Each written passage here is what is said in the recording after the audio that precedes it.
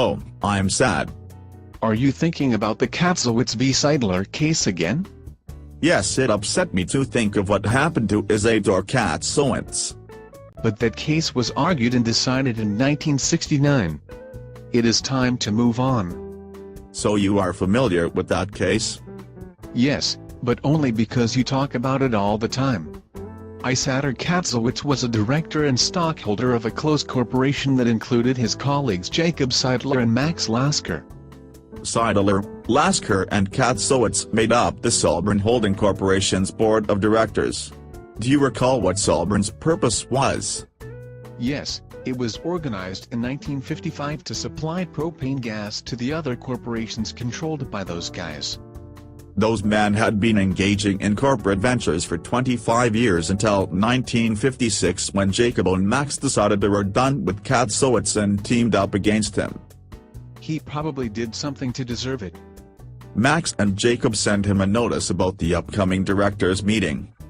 They intended to vote for a new board of directors. Katzowitz sought a temporary injunction to prevent the meeting until his rights could be judicially determined. A temporary injunction was granted, but no injunction can stop people from betraying their friends. I'm pretty sure he did something to deserve it. Before the issue could go to trial, the three men came to an agreement in which Katzowitz withdrew from active participation in the day-to-day operations of the business. The agreement provided that he would remain on the boards of all the corporations and also stipulated that they were all equal stockholders. After that, the new provisions were complied with. Sidler and Lasker were still interested in disassociating themselves from Katzowitz. So Max and Jacob developed a plan to get rid of Katzowitz once and for all. Max and Jacob called a special meeting of the board and did not invite Katzowitz. They approved the issuance of $75 shares of common stock at $100 per share. The offering was at 1/18 the book value of the stock. They sent out notice to Katzowitz, but he was done investing in that company. The additional offering of securities should be condemned because the directors have not established a valid business reason for issuing at that price. But it wasn't at that time, and upon dissolution, Jacob and Max received $18,885 and Katzowitz received $3,147. Which is why Katzowitz felt he was not treated fairly.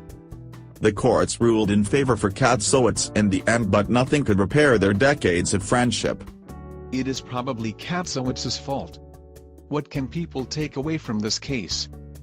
When new shares are issued at prices far below fair value in a close corporation or a corporation with only a limited market or its shares, existing stockholders who do not want to invest or do not have the capacity to invest additional funds, can have their equity interest in the corporation diluted to the vanishing point. Did you shepherdize the case? Yes, it has a cautionary analysis, but it was used in a recent case in 2009. Stop being so sad, it is ruining my day. Your day was already ruined when you looked in the mirror.